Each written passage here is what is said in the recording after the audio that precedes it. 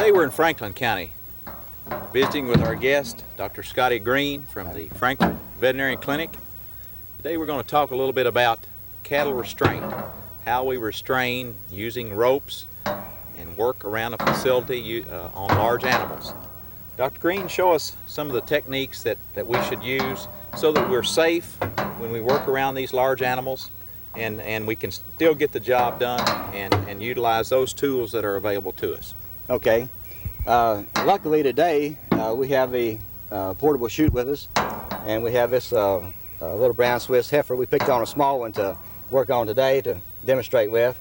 When I started into practice about 30 years ago, there wasn't a chute in Franklin County, and all the cattle were restrained in a tobacco barn because we had to use that particular barn for a lot of different functions. We farrowed sheep, lamb sheep out in the barn, and we farrowed sows out in the barn, and we made a lot of use of it. So just for some of the younger veterinarians that are coming along with a lot of modern facilities, some of the fellows that started years ago had to handle these cattle on the end of the lasso. And you run the whole herd in a barn, you lasso each one of them, you stub them to a post, you get a blood sample, and you turn them loose. So we've got things a little bit easier now with these portable chutes, and while we got this one in here, we're going to demonstrate a few things that are very elementary. We finish this, we're going to show some restraints on animals when you do not have them in a chute, how to cast an animal. We're not going to actually lay it down, but we're going to show how it can be done. And then when we finish that, we're going to sit down and talk about a rope, how it's made, how to care for a rope, what to do, what not to do, how to make ties, and how to make several different type ties. Now the first thing we're going to do here is show some simple restraints, things that you can do, ways you can hold an animal when you don't have a chute. And one of them on a smaller calf is you can simply get the calf by the ear between your hand and your thumb without applying a great deal of pressure. You don't want to damage the ear cartilage. And the second way is to get the animal under the jaw. You can bring the head around to you this way, and you pretty well got the animal held. If you've got a good grip and a pretty strong arm on a larger cow, you can get them by the nose. Now this is a little painful procedure. They don't like it, and that's the ideal. This is one of the things that takes the attention away from something else that you might be doing. So if you're working on a foot, if you're trying to treat a cow for mastitis, put some medication in the udder, pick up a foot, examine it for lameness to see if it has a nail in it or foot rot, something like that, you can hold them by the nose. Now the harder you squeeze, the more they object to it, so the ideal situation is to apply the least amount of pressure that you have to get the job done.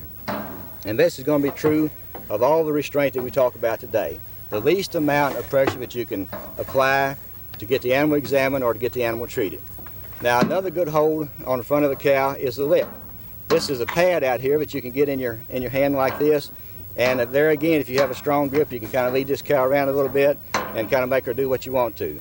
This is the ideal method of getting hold of one if you want to give a worm bolus, where you stick a worm pill down one, or if you want to use a speculum and your animal is bloated and you want to put a hose into the stomach or a piece of stomach tube in to relieve the gas. If they're a little bigger than this and you need to, you can take two hands. They've got two sides, they've got two lips, you've got two hands, and by applying pressure here, you can kind of lead the animal around and do a lot of things to them that you don't need a halter or nose tongs or things like that in order to handle the animal. Okay, now we have showed you the rather simple methods of restraint. If we need to get the animal held a little firmer than you can do by hand, you need a halter. This is a new halter, and therefore it's not going to work real well.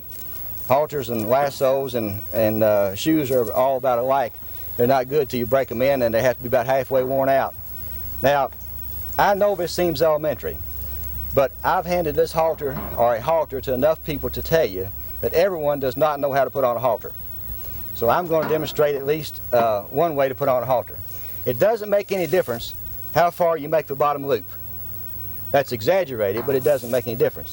The point is you need to have a part to go over the ears first and to adjust it below the eyes. And this part can be as big as you want to, because all you have to do to fit this halter is to pull on this. Okay? Now, it's very important that the halter be adjusted under the eyes like this and pulled up tightly. The reason for that being, if you do not do this and you put the halter on too loose and it's down here and you tie this heifer to a post or something and she pulls back real hard, This rope can get down over the nostrils, and when you finish delivering a calf or doing something where you're not able to watch this animal breathe all the time, you end up with a dead cow on your hands, and you haven't accomplished a great deal. Okay, now, Doc, if we were looking at this halter just holding it up, how would we know which end to put over top of her head? Okay, we're going to do it again because the part that slides last goes under the chin. That's the thing to remember. The part that slides last goes under the chin. Now, the other thing I want to emphasize in putting on a halter, I was standing pretty close, but if this was a grown cow and she stuck her head out here a little further and swung it to the left real hard, she could knock me over against this tree.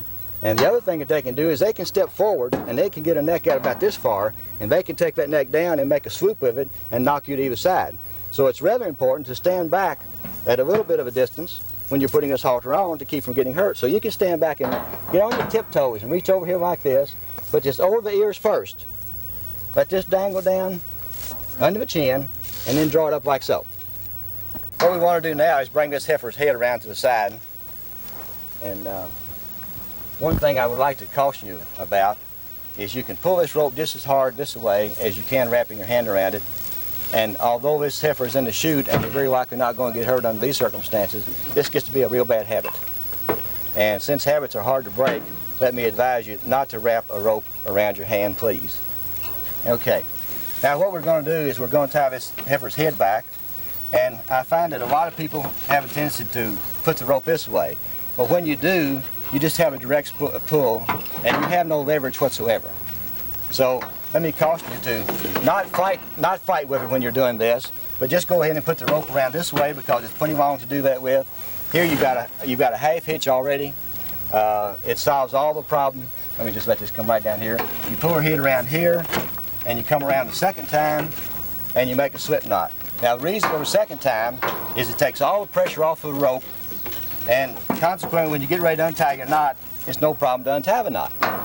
But if you don't go the second time, and she fights it, and she pulls your knot up tight, not in this particular type rope, but in some ropes, it makes a knot that's awfully hard to get loose. So this is a slip knot, it's easy to undo, and this is a feature of all the knots that we'll talk about today. They're easy to tie, they stay tied, and they're easy to untie. Okay? Let's do this again. There's another way you can do that. If you're going around a post or something, for example, you can go this far, go under the rope, and back around, which puts all the pressure on the rope here. Has nothing to do with your knot.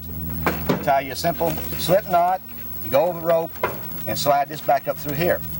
Now, that's a slip knot. Now, if you're going to keep this heifer tied some little time, and they have a tendency to chew on the rope and pull on the end of this, it's very easy to get this rope untied. So horses can do it, and calves can do it too.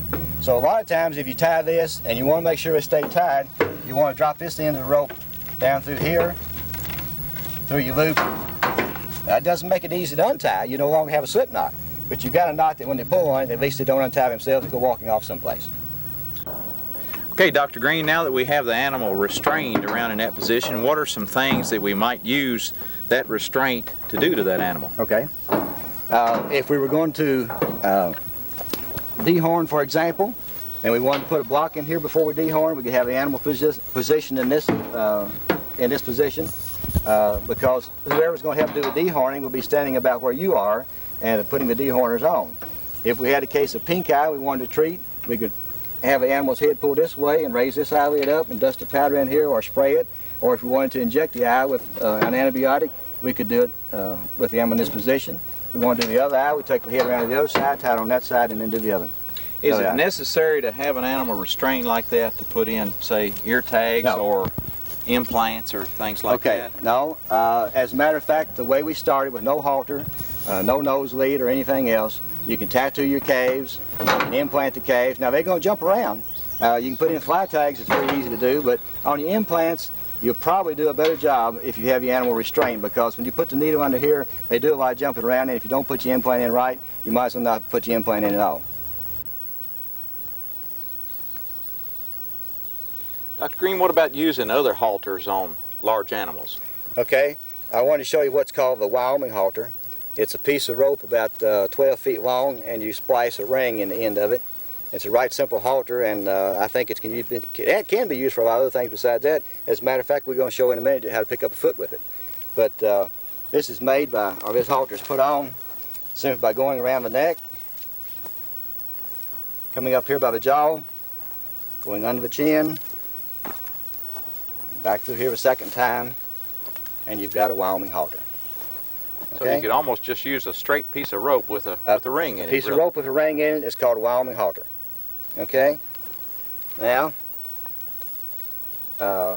if you just had a lariat rope, for example, a lasso around this animal's neck, say you caught it out in the field and you had a lasso like this, you can make a temporary halter by just going under the rope, coming back over the nose, and making a loop like this. Now, that's a temporary halter. Now, to pick up a foot, all you need is a rope with a ring in it or a rope with a loop in the end of it. You need to go around the leg this way. Unless you're a lot luckier than I am, I've never been able to get a cow to pick her foot up and set it in my rope. So I usually have to take the rope apart and go around the foot with it. I probably would rather not use this ring, but since I've got it to demonstrate with, I'm going to. Now, the purpose of this would be to either examine the foot for lameness or to pick this foot up if you were going to infuse the udder or do something or treat a wound or anything else that you were going to do to the animal to keep the animal from kicking. The other thing I'd like to emphasize is whenever you're treating an animal, treat on the opposite side of where the animal is injured, because if they're going to kick at all, they'll usually kick on the side that they're injured on. Okay? This loop is put around the leg, it's put up over the back, it's brought up over the back, and the leg is picked up to the sole, and your rope is wrapped around the foot, and this allows you a chance to, if she doesn't lay down on you, even if she does, it allows you a chance to examine the foot. A lot of times these animals will step on a steeple where you have a new fence built, or step on a nail, or a piece of number 9 wire, or they may have a lesion between their toes that we call foot rot.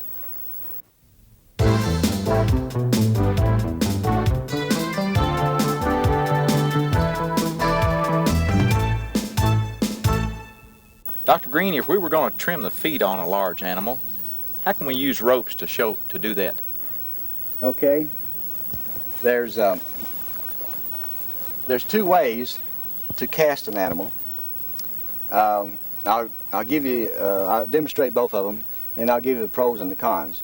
The first one is called the squeeze method, and it involves putting a loop around the neck or around the horns if the animal had horns. Now, it's very essential that this knot that's tied here be a bowline, B-O-W-L-I-N-E, bowline or bowline, because it's the only knot that I can tell you that you can use that will not slip. We're going to show you how to tie it a simple way. You make a simple slip knot. You slide this end through it, the end through it, and the secret to it is you make sure that this rope comes to the opposite side. Now, that is a bowline. As you can see, both of these loops come out at the same place with the loop around this way. That knot will not slip up. You want to make it loose enough that it doesn't choke the animal. Then you feed the rope over the animal's back and under the belly and back up through here. Now, what we have just done is we have made a half hitch, like so. We do the same thing again.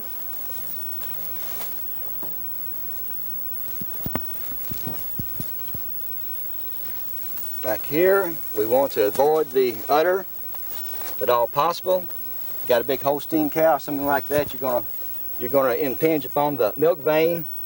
If it's a bull, you're going to put some pressure on the penis, and therefore this is usually not the method of choice in casting an animal. However, one person, one rope can pull on this and the animal will lay down. The second method used to cast an animal is called the Burley method. It's named after a veterinarian in Georgia, and it's spelled just like Burley, B-U-R-L-E-Y, just like our Burley tobacco. It involves taking half of a rope, I'll give you all of it, and half of it back. Okay? Taking half a rope, feeding it through the front, under the front leg. You got yours under there, Roger? Over the back, got a long rope, but that's all right. And between the back legs. Well, she stepped on my loop. She did everything except what she's supposed to do. That's okay. Now, they get a little fractious when you do this, obviously. Jersey breeds are rather pleasant to work with, but when you get to harness them up like this, they don't particularly care for it. But a very little pressure on that rope, and the animal will lay down, as was just demonstrated unintentionally. The advantage of this method is it does not put a lot of pressure on the chest, as the first one does. It does not put a lot of pressure on the prepuce or penis or the udder. It also gives you two ropes that when you cast the animal down, these ropes can be used to put around the foot, come back up here, make a tie, and to actually restrain the animal much easier than the other method. Also, this is a good method to use if you have an animal that gets down in a pond or something, breaks through the ice, or a horse either. You come back up here, you can make a knot in here, and you can put a clevis under here, and you can raise this animal up out of the water, or if she's down and couldn't get up, raise her back up to her feet. Kind of makes a sling then, doesn't it, Doc? Makes a sling.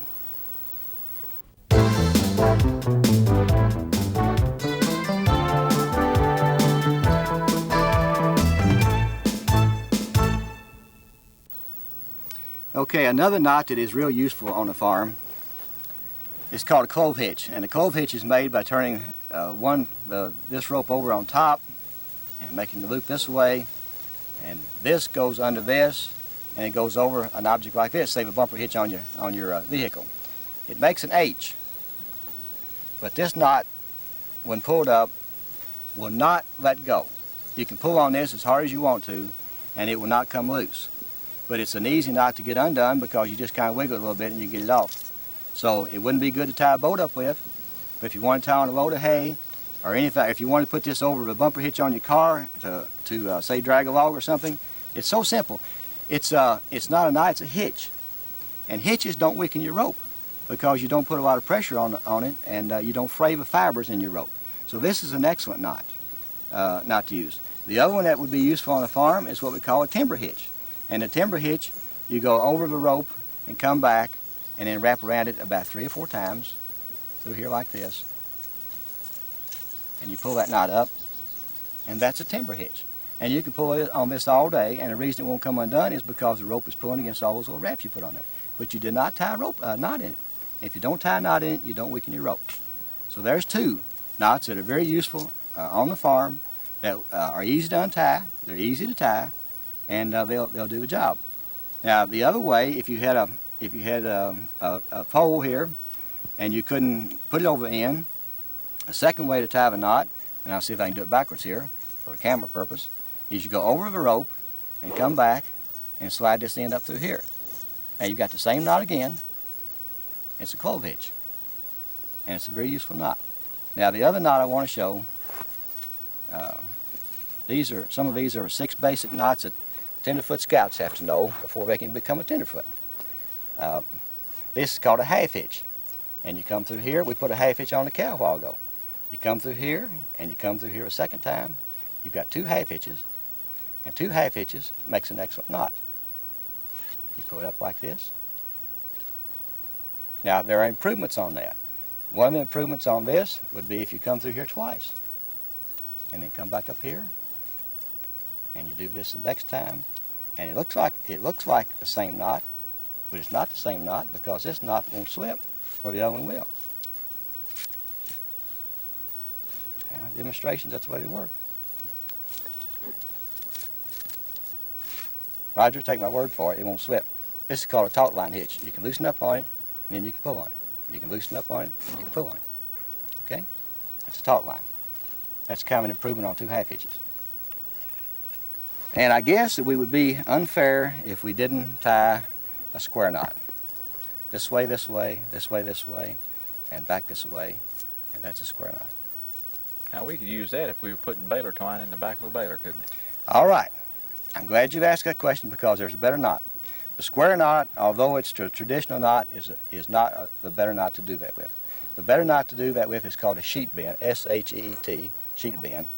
And you can loop it the same way. Now let me show you. This is going to be a square knot.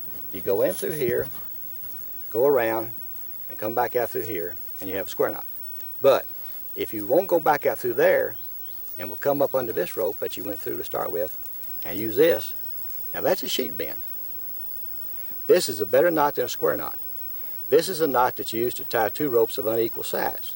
So if you have a piece of string and a big rope, you can tie a string to a rope and the knot would hold, or a square knot will not hold. But even for binder twine, this makes a much stronger knot, a much better knot, a much smaller knot, and will hold much better than a square knot will. It's called a sheet bend. I also want to show you again the knot that I used around the cow's neck, the bowline knot, because that knot does not pull up. It will not tighten up. Now the way that I showed you to do it was to make a simple slip knot like this, and to take the loose end and run through here. Now, it's very important when you pull the knot down that you pull this through to the opposite side. If you do that, you'll end up with a bowline knot, which we just did. And the way you can tell it's a bowline is because these two come out through the same hole.